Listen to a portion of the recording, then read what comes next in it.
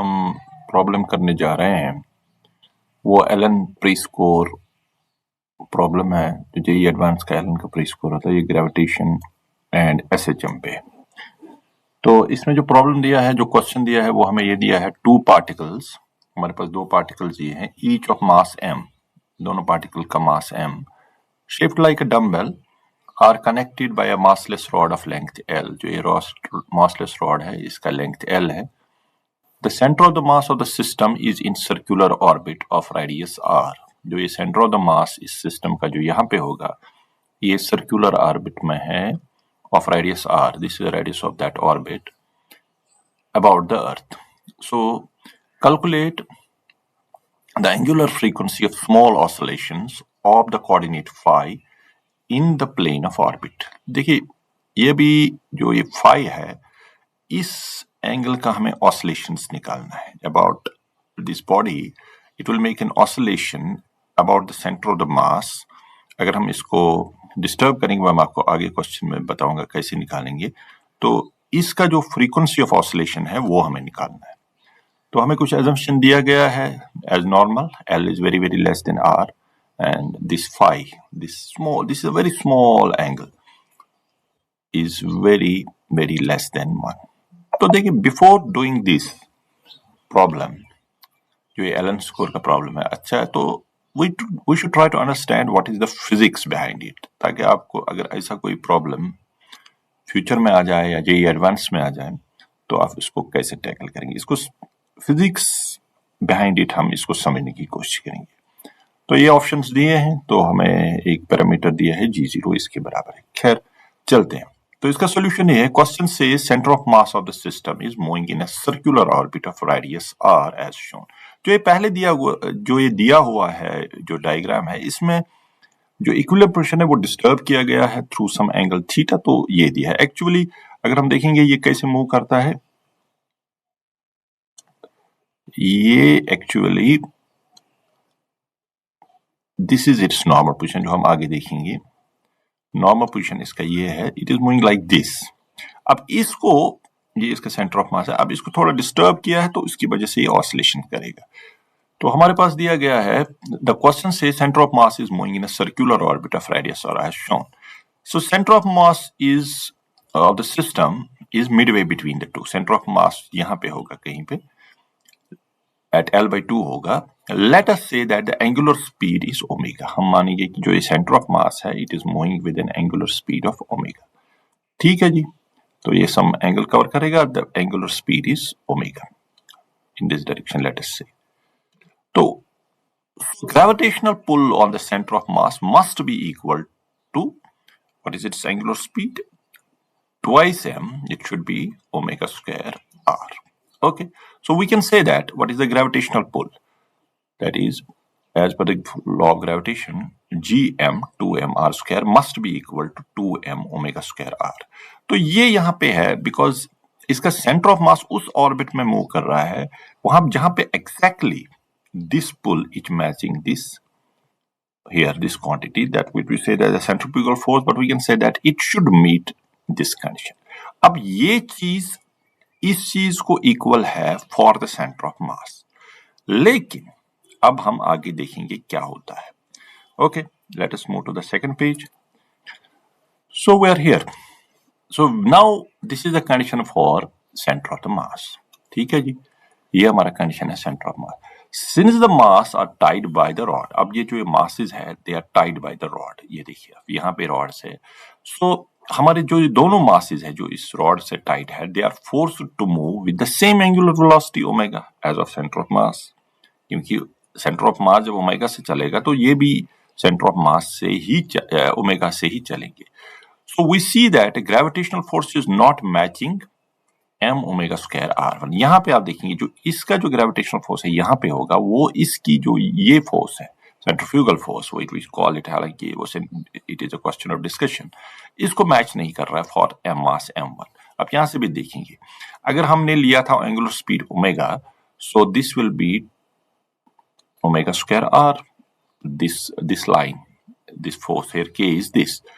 तो ये हमारी लाइन है ओमेगा स्क्वायर r के लिए, जो अगर हम फोर्स विद दिस प्लॉट करेंगे और this is the gravitation. So for this point, for this orbit we are matching it. लेकिन जो इससे नीचे वाला होगा वहां भी ओमेगा फोर्स तो ज्यादा है. अब देख लीजिए, because are is less, R1 पे फोर्स ज्यादा है, but it is not coinciding with this line because हमारा ओमेगा ये है. तो इसके लिए अगर हमें ओमेगा मैच करना तो हमारा ओमेगा थोड़ा बढ़ाना पड़ेगा लाइक दिस.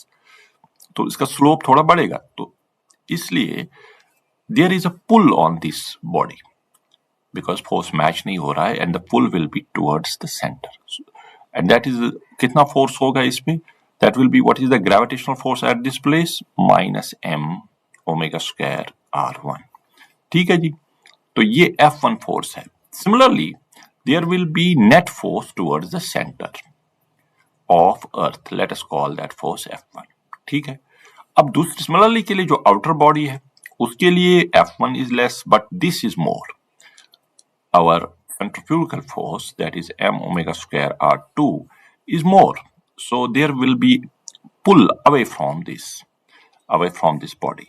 So उसकी वजह से there will be a tension in the rod.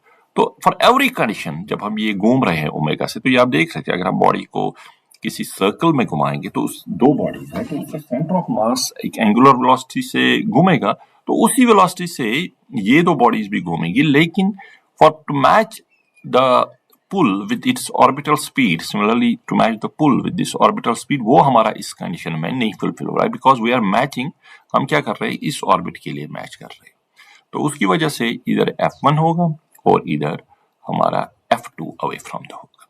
तो these so the force cause the tension. और हमारा जो ये ऑर्बिट है, अगर सेंटर ऑफ मास का ऑर्बिटल स्पीड फोर्स को नहीं मैच करेगा तो स्टेबल नहीं होगा. तो सैटेलाइट जो हमारा होगा that will be, it is a dumbbell shaped satellite that will be moving with the speed of angular speed of centre of mass. उसकी वजह से जो इसके दो मासेस है they are moving with the same angular speed, but लेकिन उनके जो फोर्सेस है that is the force of attraction pull, जिनको हम सेंट्रीफ्यूगल फोर्सेस है, वो मैच नहीं कर रहे हैं ऑर्बिटल स्पीड से. As you know that orbital velocity should match the pull. तो उसकी वजह से ये सर्कुलर ऑर्बिट, तो उसकी वजह से ही बॉडी सर्कुलर ऑर्बिट में घूमती है. अब यहाँ मैच नहीं हो रहा है. There is a force inward, here match force is outward because they are tied by some rod and they are forced to move with the angular speed of omega, that is the speed of center of mass. So F1 F2 होगा इस पे, so there will be a tension.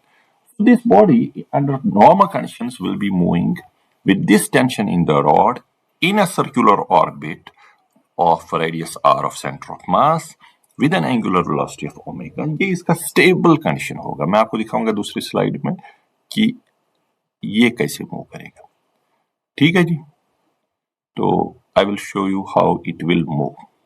ठीक है, ये मैंने यहाँ पे दिखाया है, तो आप देख लीजिए.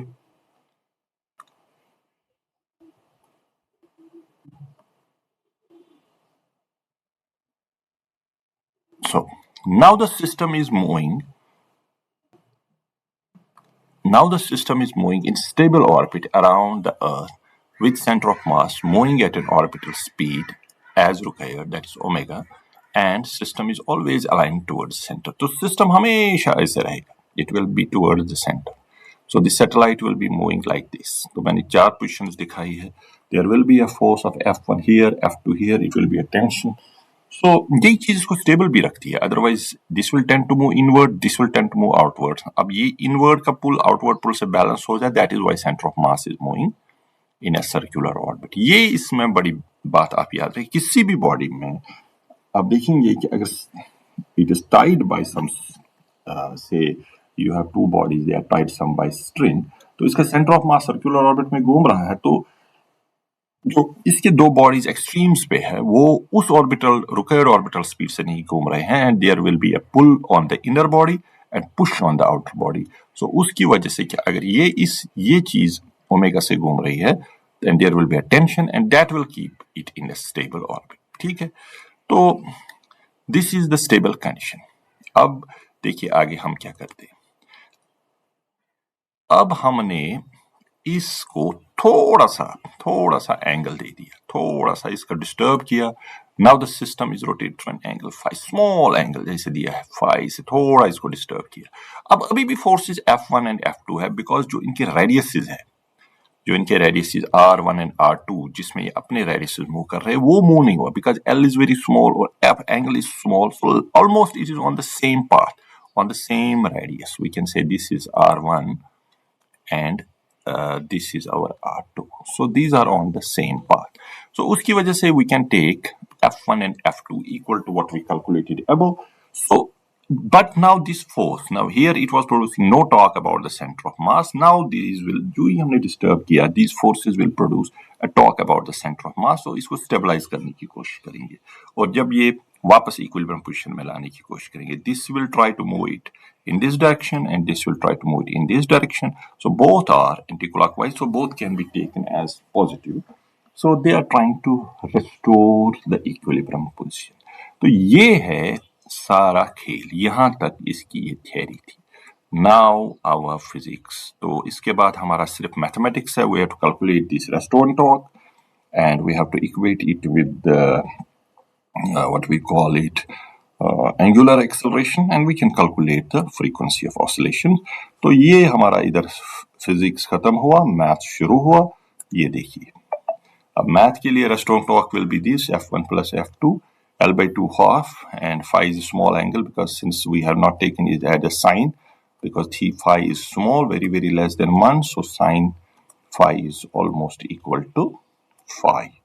ठीक है जी, तो ये आप कैलकुलेट करेंगे because the force F1, so this length will be L by 2 sin phi and this will be, एक का L by 2 sin phi होगा और दूसरे का भी L by 2 sin phi होगा, तो हमने L by 2 phi ही ले लिया है. तो आगे जाके इसमें फोर्सेस डाल दे. F1 you know it is towards this, so because GMMR1 square is more than what is it is moving, and here this is more than what is it's being pulled, so into L1. तो इसको थोड़ा सा हम कर रहे हैं. तो finally जब हम थोड़ा आगे जाके इसको मैंने किया है मैथमेटिकली, यहाँ बाइनोमियल लगाएंगे, आर स्क्वायर कॉमन लेके इसको बाइनोमियल से थोड़ा आप करेंगे तो आप इसको देख सकते हैं, इट इज देयर. तो once we have done it, तो आप देख लीजिए.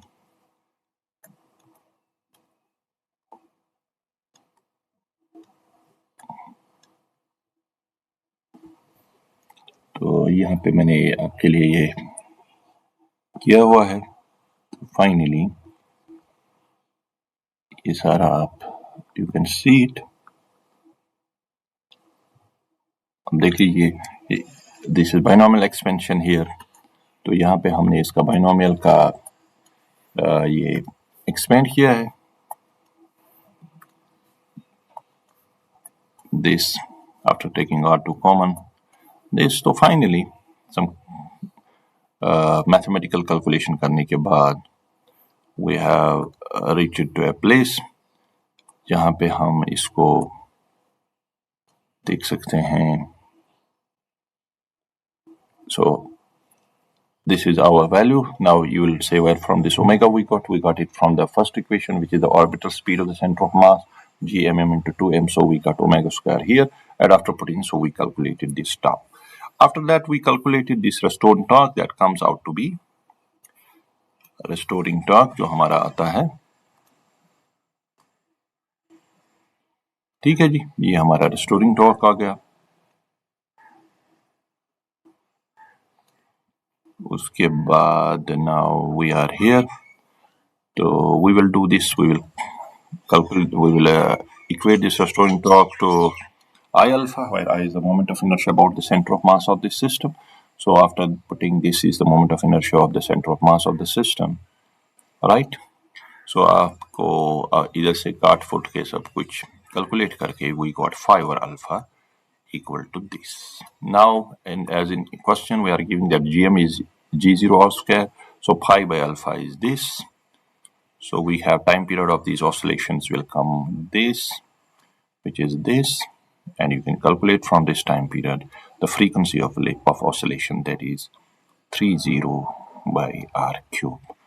Okay, hope you understand this question. इसमें यही है कि पहले आपको देखना है कि जो ये बॉडी है, डम्बल शेप्ड बॉडी जो हमने ली थी, it is moving about its centre of mass. So omega है, उस ओमेगा की वजह से यहाँ पे जो इस बॉडी पे फोर्स ऑफ ग्रेविटी और फोर्स ऑफ अट्रैक्शन जो हमारा है, that is not meeting what is the required orbital speed here.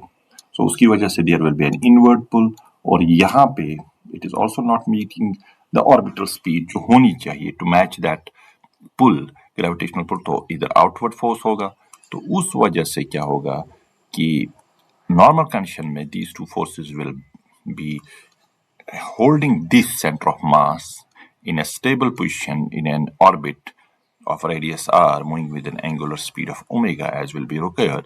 But अगर हम इसको slightly disperse करेंगे तो these forces which are there due to this constraint they will try to restore this equilibrium position about the center of mass.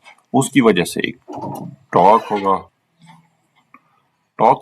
और torque की वजह से हमारा एक रेस्टोरेंट होगा, उसकी वजह से हमारे पास एंगुलर एक्सेलरेशन होगी और the body will start to oscillate. वो हमने एंगुलर एक्सेलरेशन निकाल दी, तो एंगुलर एक्सेलरेशन हमें पता है दैट इज डायरेक्टली प्रोपोर्शनल, आप देख सकते हैं these are all constants, that is directly proportional to the phi, so we can say that it is executing angular displacement. So there will be a simple harmonic motion और उसका time period जो होगा वो इसके बराबर होगा, and you get the answer, the frequency of oscillations, what was required from